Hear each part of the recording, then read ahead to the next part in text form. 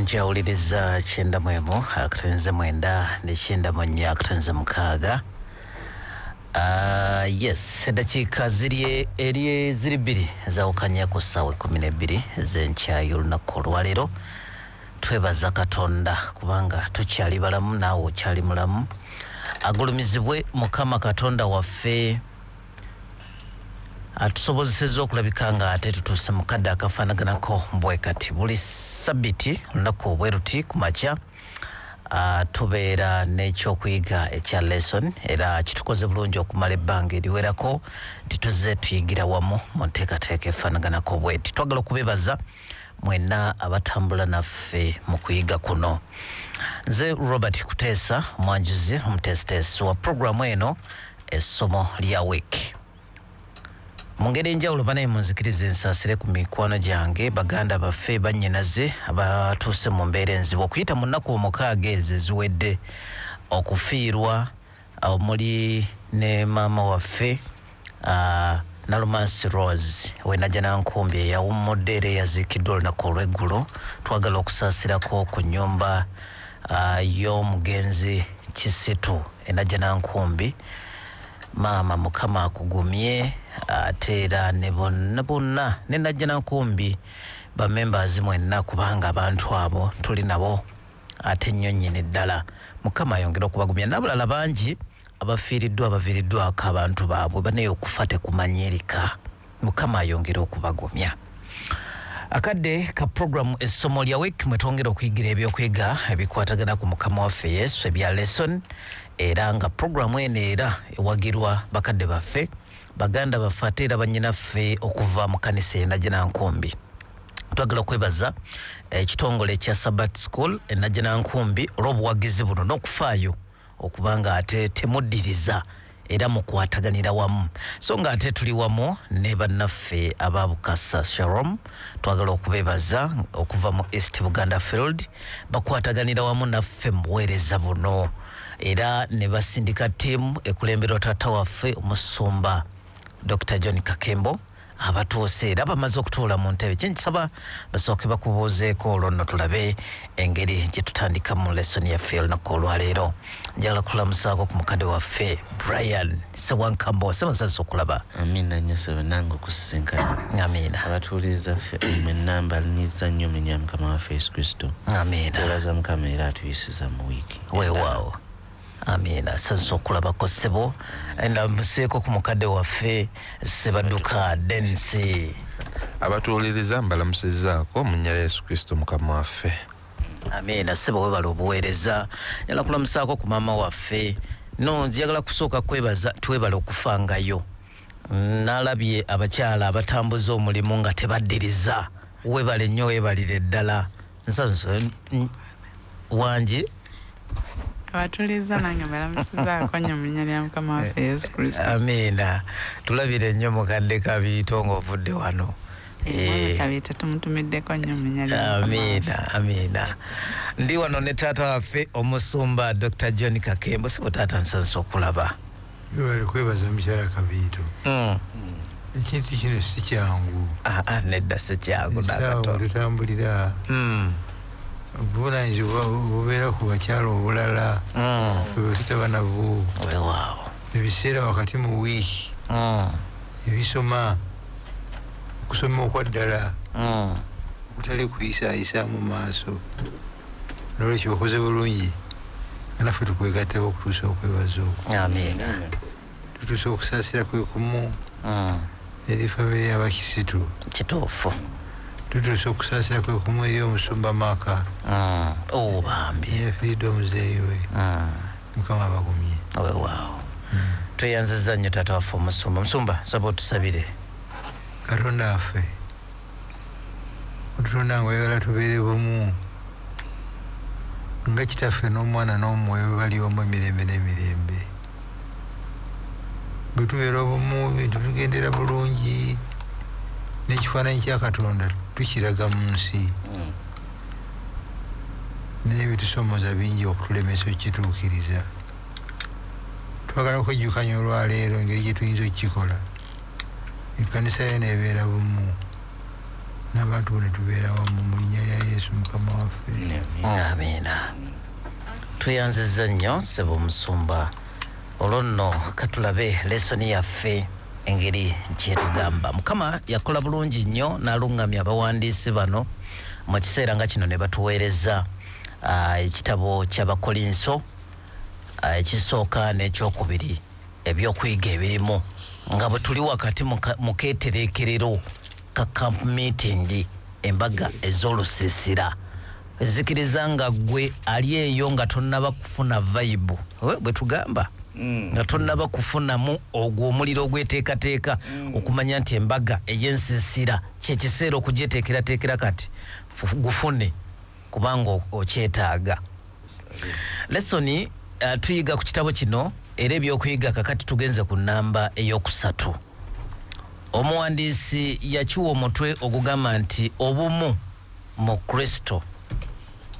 Njagala kusooka kusoma bigambo bino ebiva mu Bakolinso ekisooka olunyiriro essuula esooka olunyiriro lw'10 lwe lunyiriri lwaffe olw'okujjukira.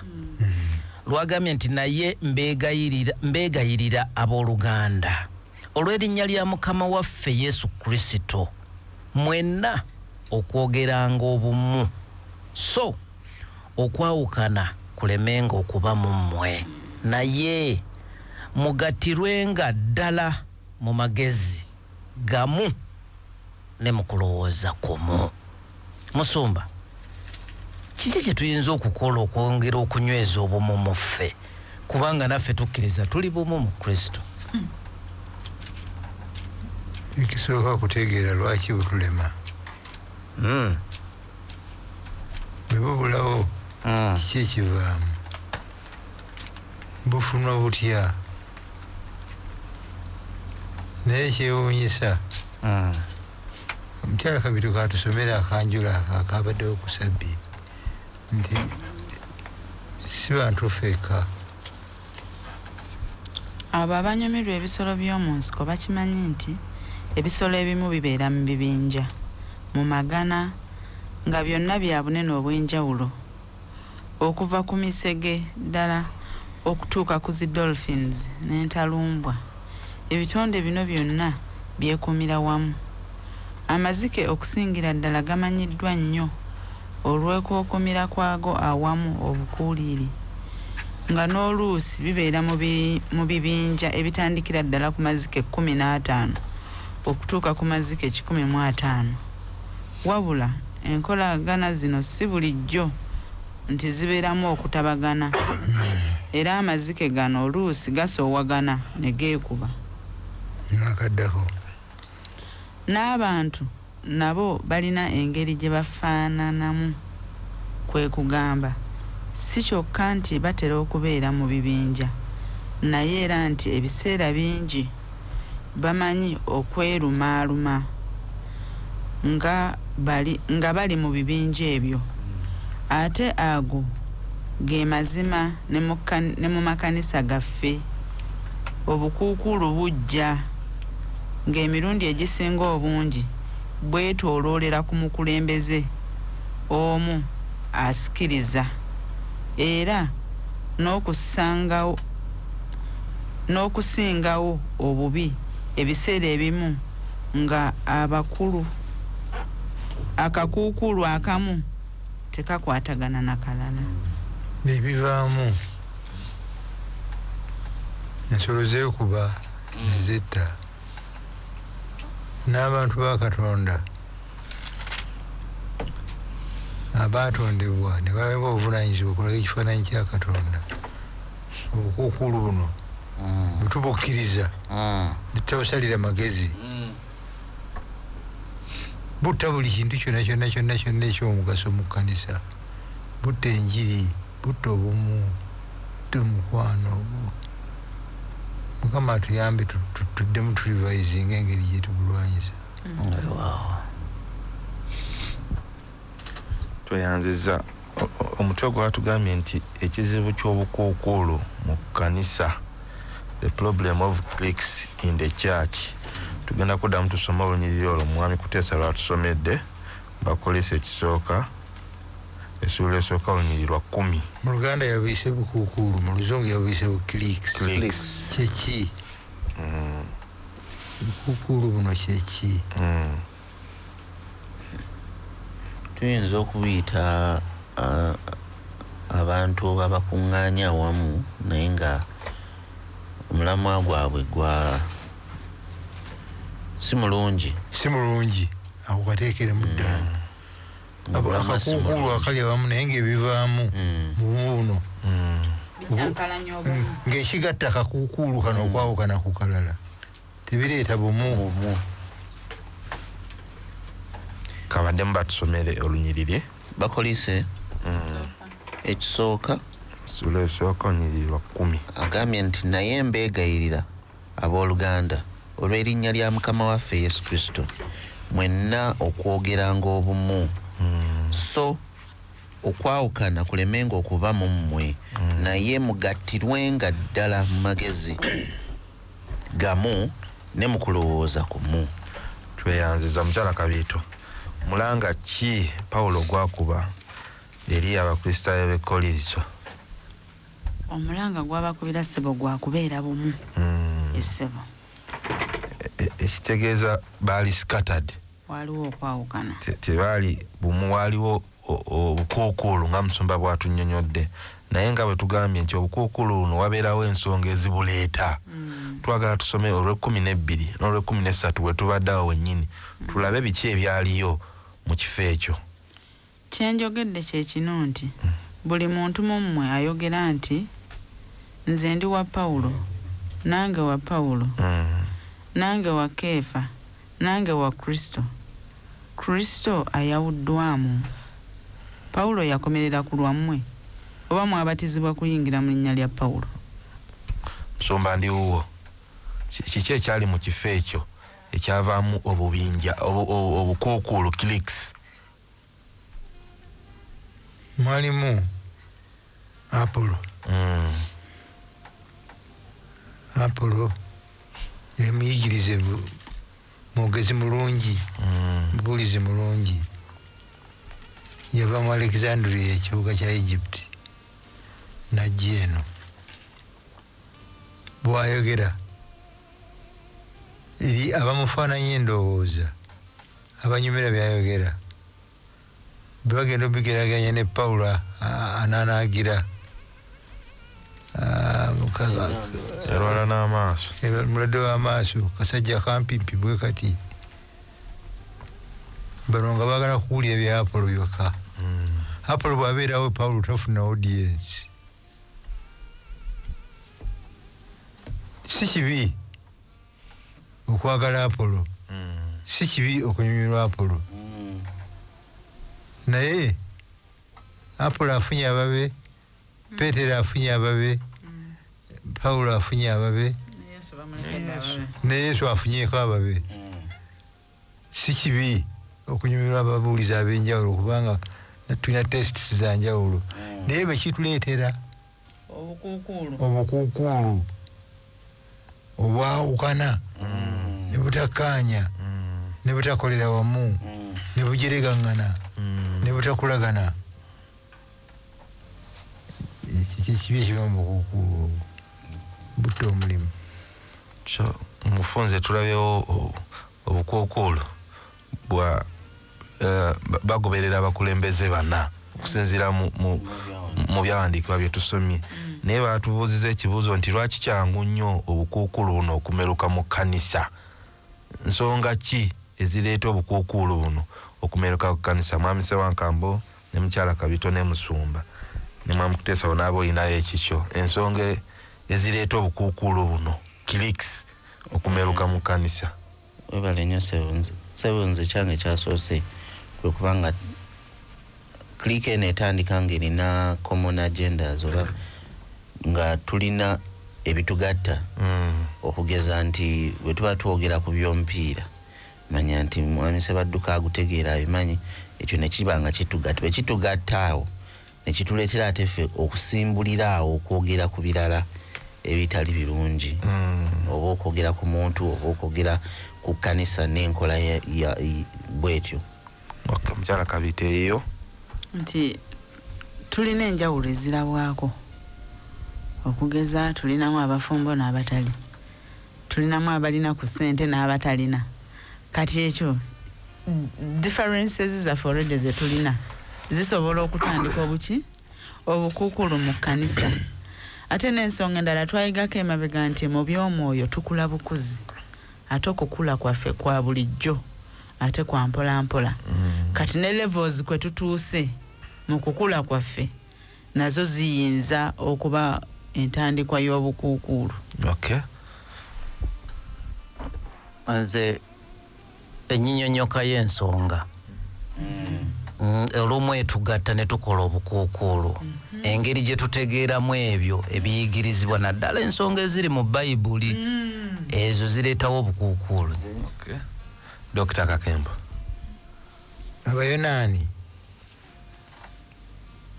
abakulisaayo bano ab'ekoliiso gye baava abayonaani nga bwe twalaba juzi empisa yaabwe kugoberera Plato, Socrates, Aristotle.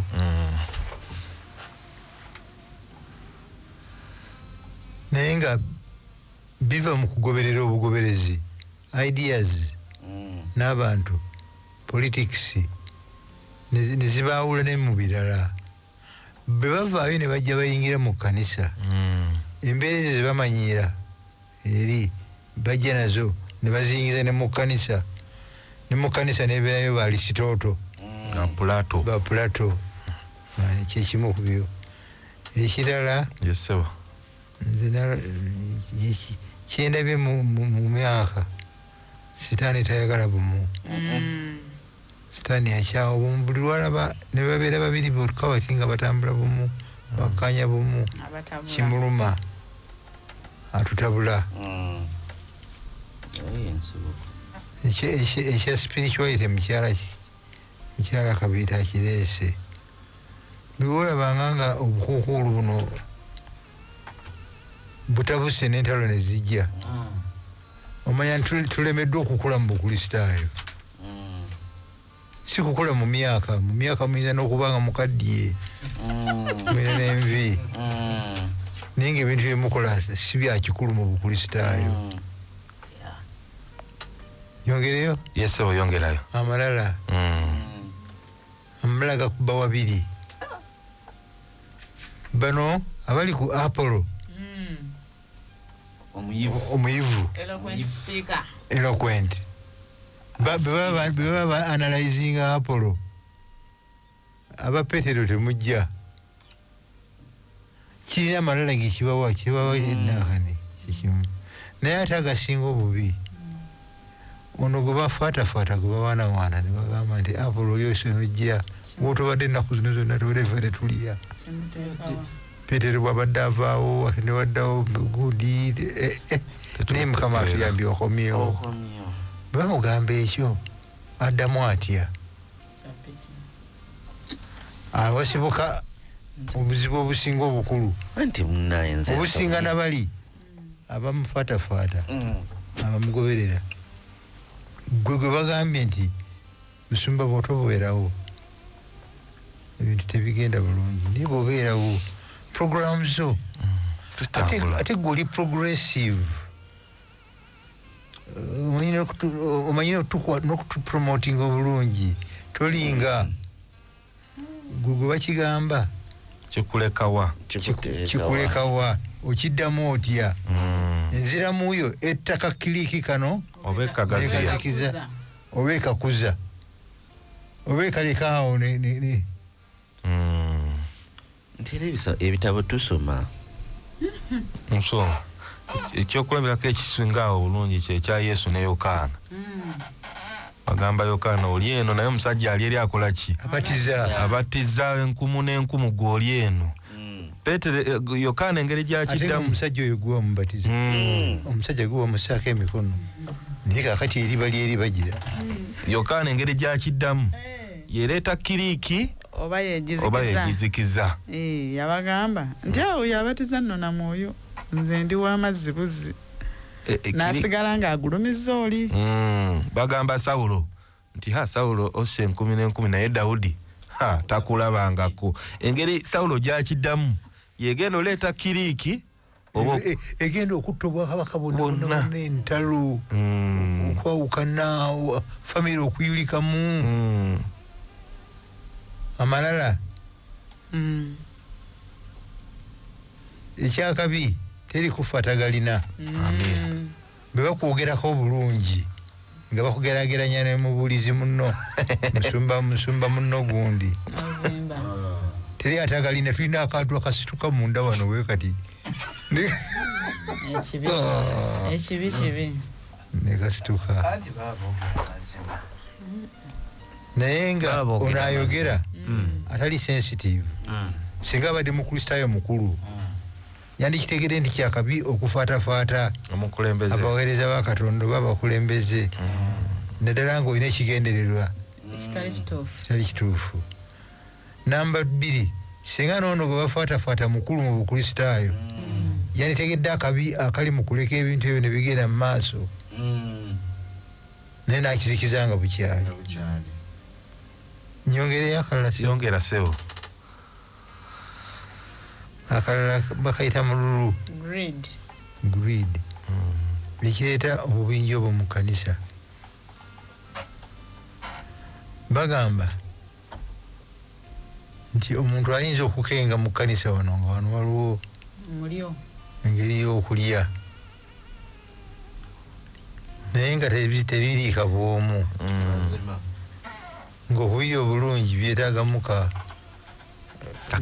ne mukadde gundi awagira asooka bayitamu eno ensonga ebeera eggumite atuyitamu eno ng'olukiiko terunaba nsomba kubawo nyaawo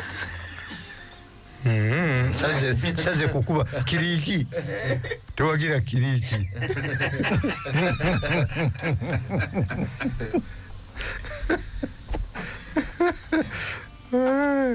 naye ekibaamu bebabera 2 3 eriyo abalaba nti nedda banekkubo libakutte situufu fandi z'ekkanisa tezikwatibwa ziti zisaana kukozesebwa bwe ziti. Ogenda okulaba omutawaana bwe watabeerawo kiziyiza endaba zino 2 kufuuka cliks ojja kusanga ekkanisa eyabulukuse. Kifaananako ng'ekkanisa ezibuulira ennyo enjiri. Ekkanisa ezibuulira enjiri tezitera kufuna nnyo obuzibu bwa bubinja buno. Amaanyi resources sente endowooza zitera kubeera ku kintu kimu kyanjiri. Nebeera n'ekkanisa ezirina projects. Kanisa gundi eddukanya eddwaliro ng'ekkanisa eri ku ssomero oba erina essomero oba balinawo kafaamu oba balinawo akaduukaduuka obukukulu tebwewalika. Kanisa ziba n'obuzibu obutagambika kubanga mulimu nfuniramuwa nfuniramuwa bano bavunaana banaabo obubbi bano batubba bano bwagala kutta nga bukyali akapawa ne bwe tutakoogereko ako tukamanyi obuyinza okunoonya obuyinza mu mbeera ezimu tusigaze akadodi kujja mu kkanisa nange ndengedi tubuuta mukama watwe eriyo abawagira gundi bebamwogerera gyobeera nti boogerera politician mutegedde akati nono gwe boogerera nakawulira gwe oli good mobilizer gwe oli developmental gundi tali bwe mubuleka ne bukula omulimu gwonna gufa embiranye n'obukaawu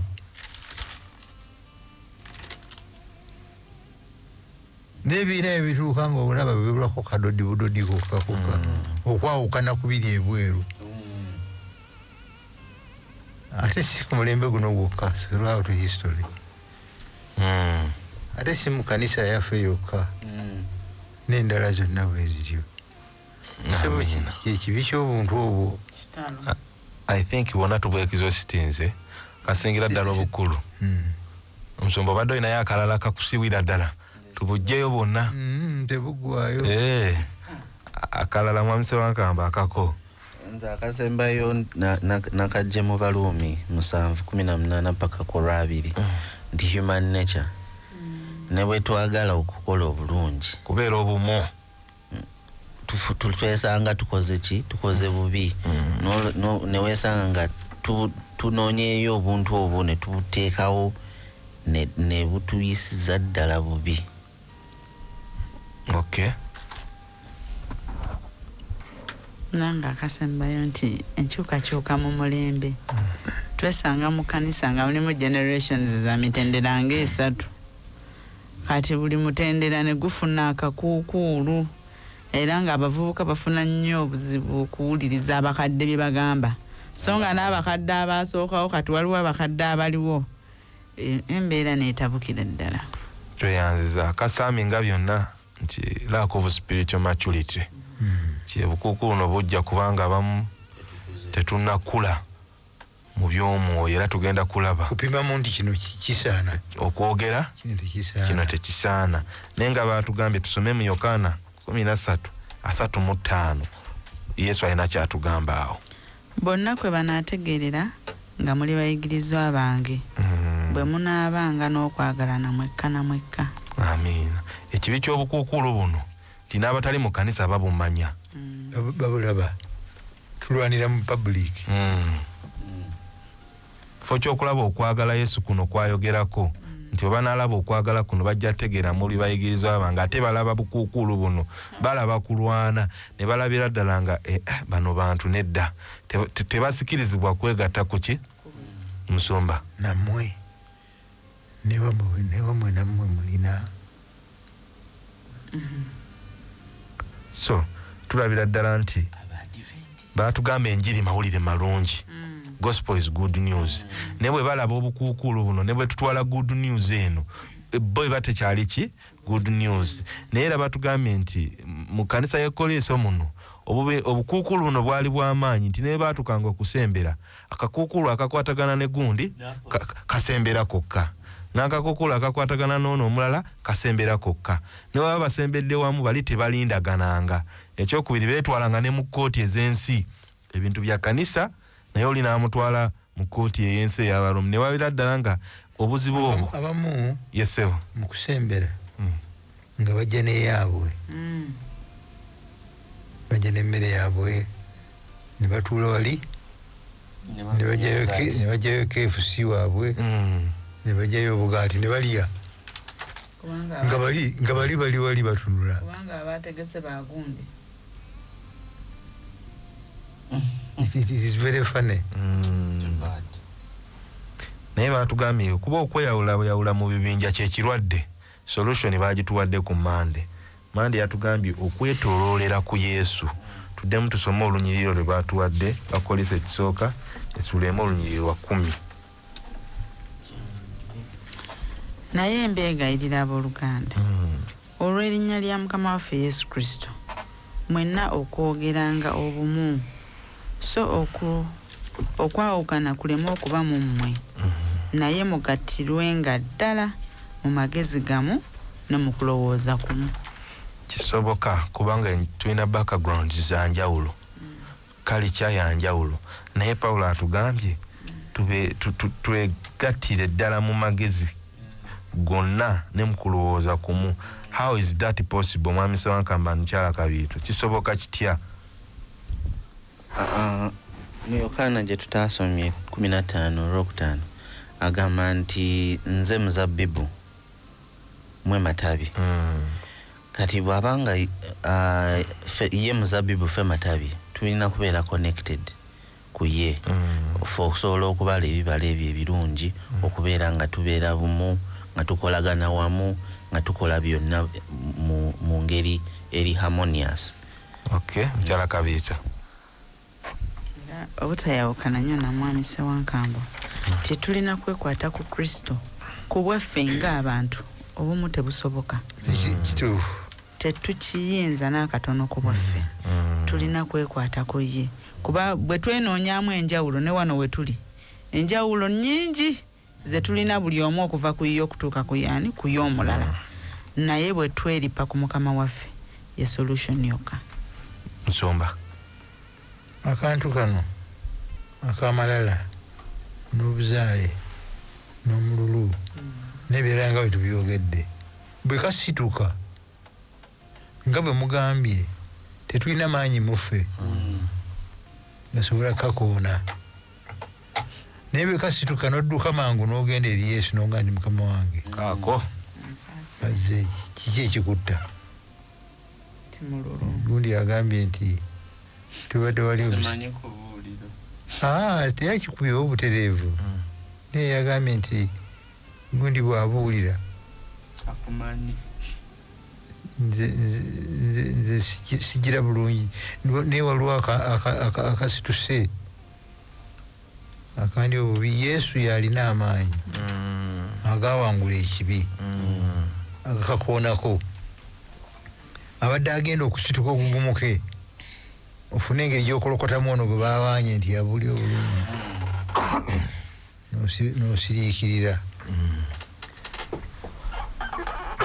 Yokaana gwe bagambye nti oli abatiza bangi okusinga ababo n'oteekawo ekituukirawo nti asaana yeeyongere nze nsaana nzike wansi Yesu yekka yatusobozesa nga bwatuwanguza mu birala ne mu eriya eno tweyanziza mu bufunze nti okwange gwakumweripako omwami Swankamba atugambye Yokaana 15:5 nti nze muzabbibu gumwe matabi obuzibu nze mukulembeza ate kwagala kufuuka muzabbibu so nga nange ndi ttabi nina kusigala nga ndi connected naye bana busumba bogambye ffe congregation abatali sensitive n'ensula y'akagambo nti bw'obuulira bannaye newe ogenda jini nina okugendayo mpulire samoniyo kati awe wali kiriki njizikiza oba sigizikiza kati awe bwe ntandika okugamba samoni nzitegeka bulungi nteekamu obudde olwo Katonda mujjako ekifo kye ate nze n'entandika obeera omuzabbibu nga njagala abantu ate babeere connected ku nze kyokka nga bwe tugambye nti unity is a miracle which God can do ffe mu bwaffe tetukola ki tetuyinza naye musumba gye twatandikidde Pawulo yatugambye ayagala tubeere united naye waliwo ebigambo bibiri unity ne uniformity ayagala tubeere united kisobola okubeera obumu ng'ate tetuli uniform nga tetufaanagana musumba ngenda tandika naawe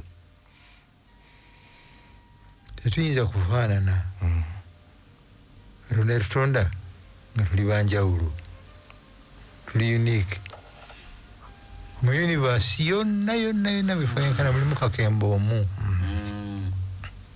kimufuula kakembo bingi kitaawe amuzaala nnyina amuzaala gye baamuzaalira gye yakulira byasomye byalabye bimuwa entunula gyatunuliramu bulamu ng'eyawukana ku yasebadduka naye basobola okuba nga ebintu babiraba mu ngeri yanjawulo naye ne balondamu ekisinga obulungi naye ne bakkaanya oba ne bagamba nti tetujja ku ne batakiraba bumu ne basigala nga baluganda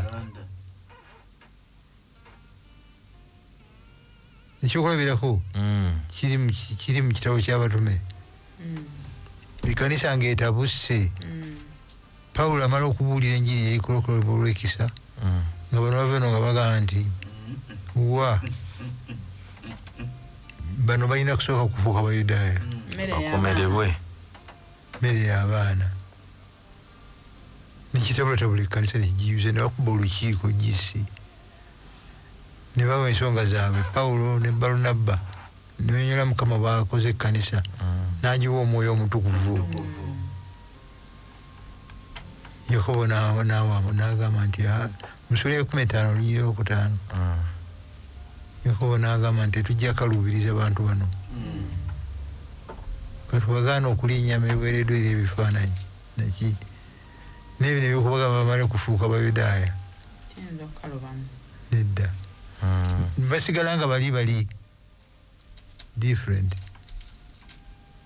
nga balina common goal naye nga balina common bakkiriza mu Yesu obulokozi bwe bakkiriza mu mateeka ge 10 naye ebirala banjawulo naye nga bali mu kkanisa y'emu nga amasimu ge tegannajja ebyasa byonna n'ekkanisa yaffe badde eyigiriza okubeera mu small groups okubuulira enjiri mu bubinja obutono mu bubondo twawula tutya akabondo small groups ne kiriiki akakuukulu byawukana bitya kubanga byonna tulaba ebiina byawukanamu bitya byo mukyala Kabiito ne mwami Ssewankambo nti obubinja buno bw'abantu abatonotono n'obukuukulu ebibyawula bwe bino mu setting yaffe ya SDA Church small groups ziri formal zimanyikiddwa mu makanisa agaaki ag'enjawulo era tubeerawo nti bano bafamire bweti bano beeri bano bagenda buulira njiri mu kitundu gundi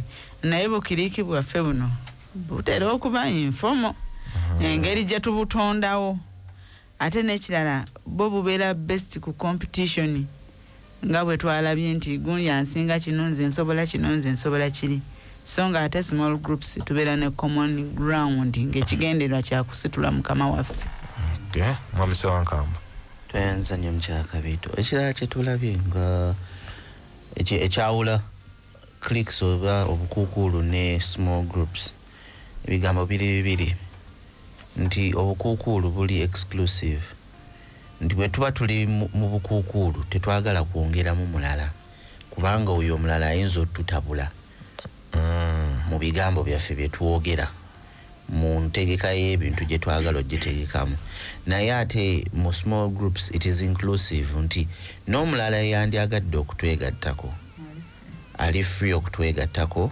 n'asobola okuyiga awamu naffe n'asobola okwegatta ku mission gye tuliko ffenna ng'abali mu small group eno ne tugenda nga tutambuza omulimu gwa Mukama mu maaso obukukuulu bwe tubadde twogerako neze tuyita small obubinja obubadde buwagirwa oba obuzze butambulirwako mu kkanisa ekibyawula mulamwa bono bo small groups era omulamwa gwe guleeta n'engeri akabondo kano gye kateekebwawo nti ffe tuli ba social status kyongereko bwoti bwe tutuula okulonda small group tetuula ne tugamba nti sebadduka ne bafaananya ki nedda tulonda bulonzi abamukitundu bwekiti wafunye ekibiina nedda genda wano genda naye kakiriiki kano katera kukolebwa bikagatta kakati ekijja okuleeta omutawaana nga ebikawula ne kali akalala bikolokotwa kafuuka critical bwentera okulaba ennyo mu kkanisa bwe babalinawo ku ssente n'abatalina bulungi mbulabye abalina ku ssente bakolokota abatalina bulungi balebeesi tebagala kukola abatalina ssente nabo babeera ku mugongo gw'abali tebatulabawo tebatubuuza bemanyi bokka naye babbi sente baba critical of each other balinako amaanyi amalala nti balinako amaanyi amalala ebyo byonna byogerwa batalina oba abalina bwe tobalaba kuba na ssente emirembe gibeerawo ku fundraise wokka bano ne basuubira bali nti bali abalinawo baleete era ne baleeta naye bwekiggwa waliwo embiranye eri wakati awo eri critical olwakadde katugende tugabaneko ne bannaffe naye ng'ogwa mu kabondo ki oli mu kabondo oli mu kiriiki mu kakuukulu eyo ku kkanisa gy'oli wekubyemu akafaananyi.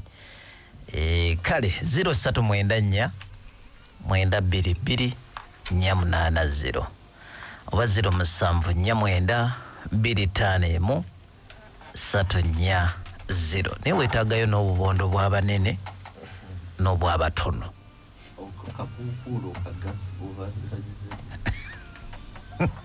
Hello. Mwami Kuteesa ebala okutuweereza. Kale ssebo.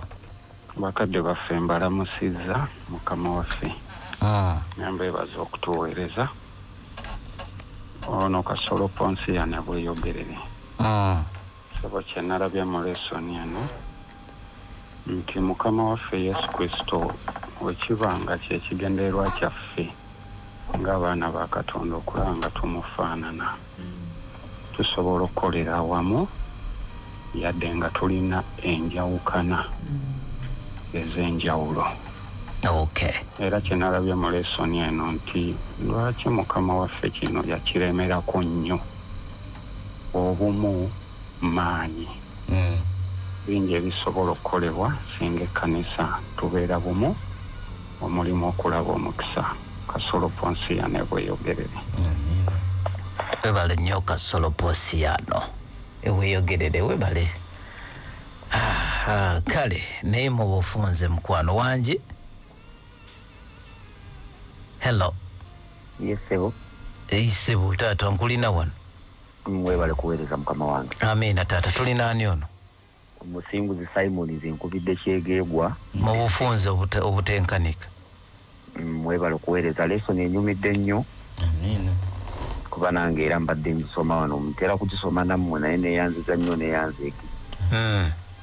Naye ndaba nti obukuukuulu feno tukiyitanga oba tukiyitanga kibiina. Ekibiina ekyegasse naye nga obubiina obutonotono obulina okubanga bukolera wamu nga bugattira wamu.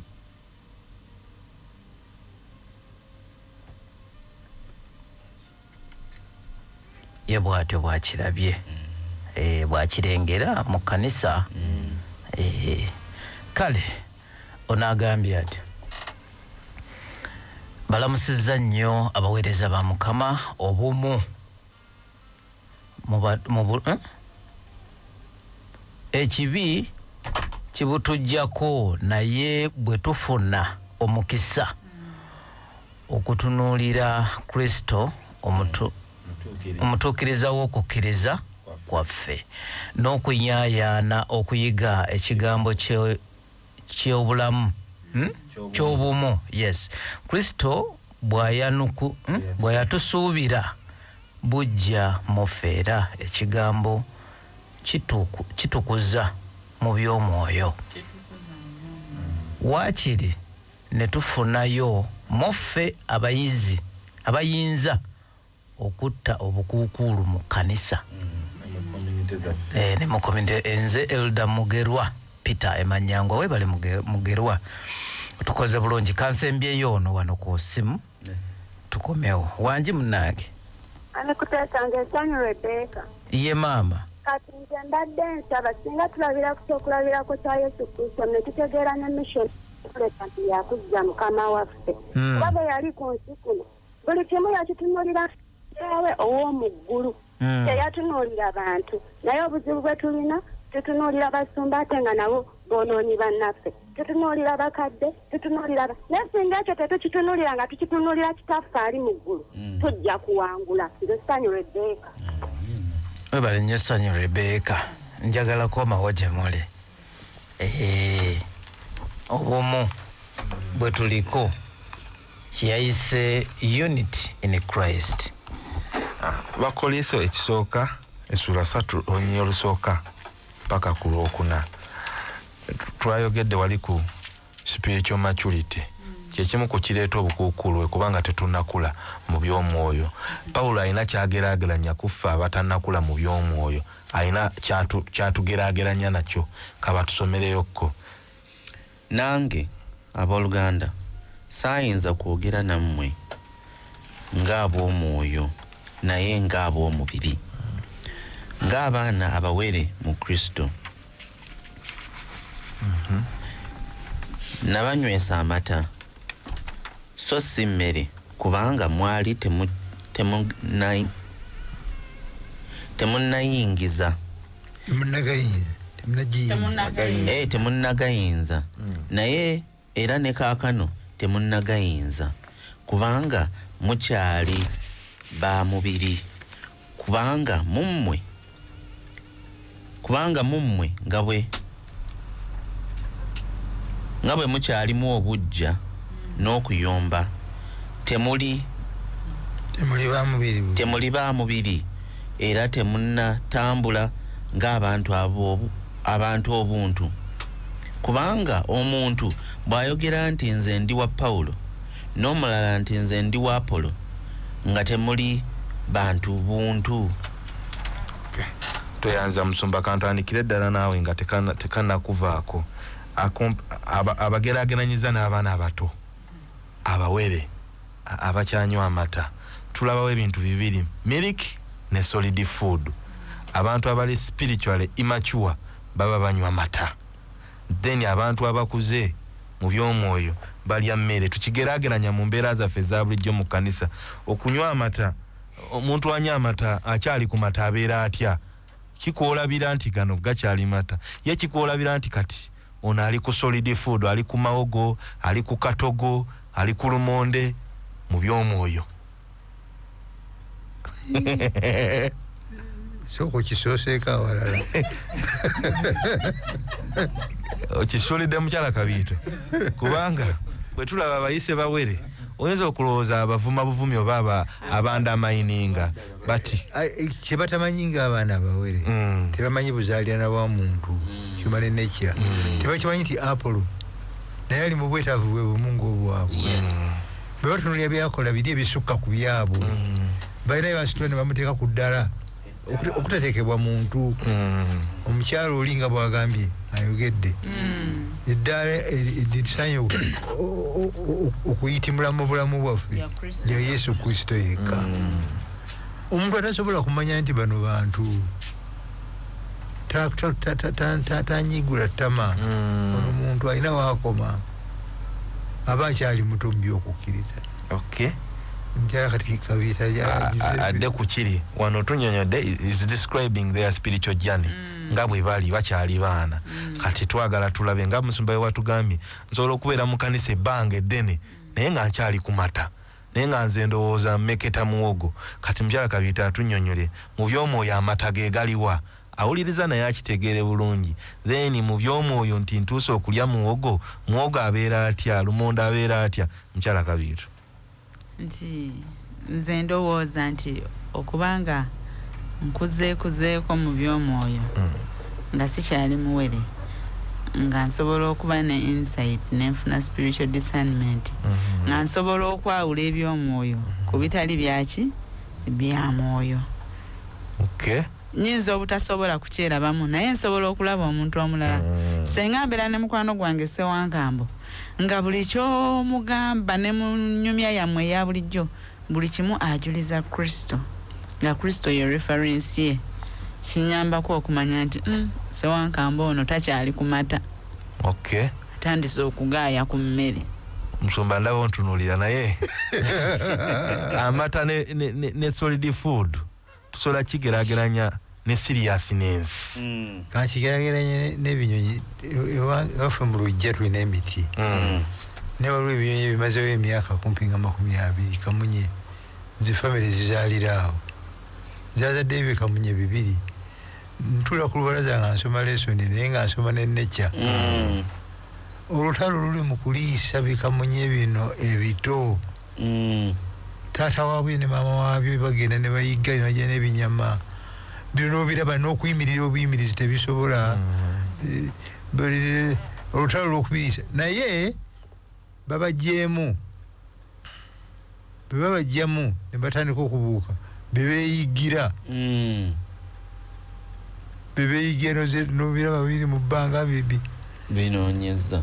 Omukristaayo bw'ojja tukusookeza ku njigiriza ya Bayibuli weewaawo ne tugikuyigiriza mata mata n'obatizibwa buvaayo odda kuki ojja kuki what next eri abakola ya upgrade ne bagenda ku buugi ne bakwata akasisimuka egondi n'akasomo binyirire bizeemu ki nadda ku misingi kati abo nno baba bakoze bulungi bagezezzaako abamu ne badda ne ku lesoni naye nkubuuza siriyasire ng'omukristaayo anoonya okukula ne mukutegeera kasookedde obatizibwa what have you done mu kunoonya ng'abebbereya bwe baakola amiina mu kumanya amazima mu kutegeera byokkiriza osomyeyo ku kitabo ki otule n'onoonya mu bayibuli yeeno n'oginoonya n'onoonya ekintu n'okimatya bulungi oba okyali kumata omukristaayo afuba n'anoonya n'asoma n'agira bweyogera naye ayogera bya kikulu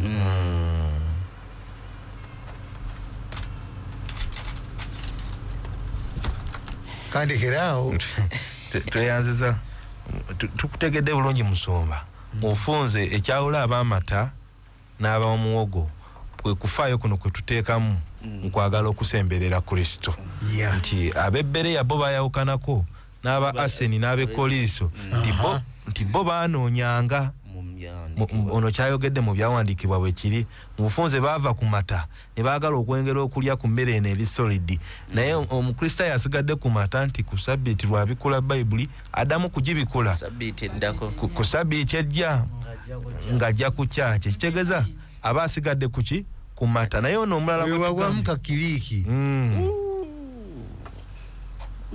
oluusi kayinza bambi otasangayo mmere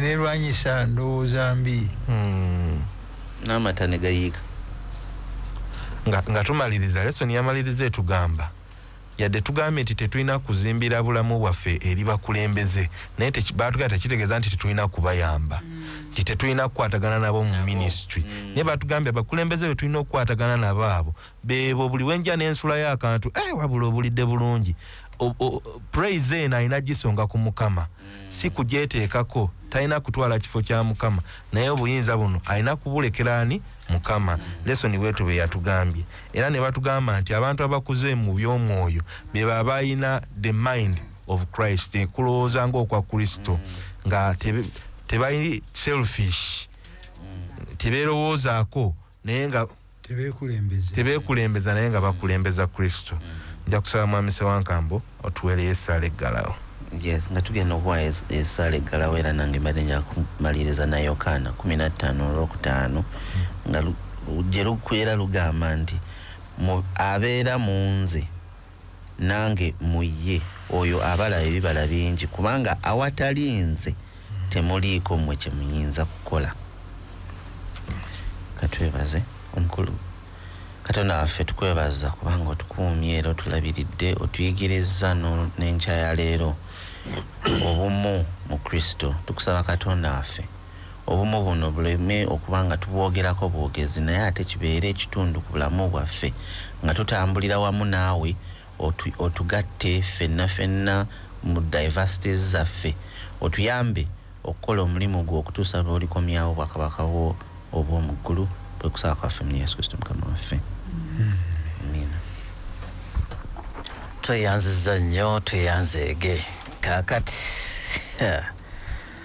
tugenda kubeera mu bukuukulu ki kati anyway naye kyonna kyekiri ebyokuyiga bino bijja gye tuli olw'okututereeza si lwakubanga nti tebitwagala nnyo naye olwa laavu gye birina gye tuli okutambula ne Katonda waffe tutunuulire Katonda ebyokuyiga bingi era amasimu ngalaba gavugira ddala message ziri wano mpitirivu naye njagala kukusaba jangu tukuŋŋaane mu kusinza wogenda okusinziza leero keerako sobole okubeera mu lesson discussion naawe oyongere okuyiga oyongere okulya ku mmere ey'eŋŋumu ate yegy'okuyamba okuva wooli ate okweyongerayo njala kwebaza bannaffe bannabukasa mwebale nnyo obuweereza obwo nenebaza Najjanankumbi SDA olw'obuweereza buno atera okuwagira programu eno. Nze Robert Kutesa situgenda kusukka wano mukadde waffe Musumba Noah Sekito ayina bwatugamba muzene dakiika 2-3 asobola okutusaako amawulire agafa mu disitulikiti y'e Najjanankumbi. Essomo lya wiiki buli lwa Ssabbiiti ssawa 12 paka emwezi okumakya. Essomo lya wiiki nga likutuusibwako SDA Najjanankumbi.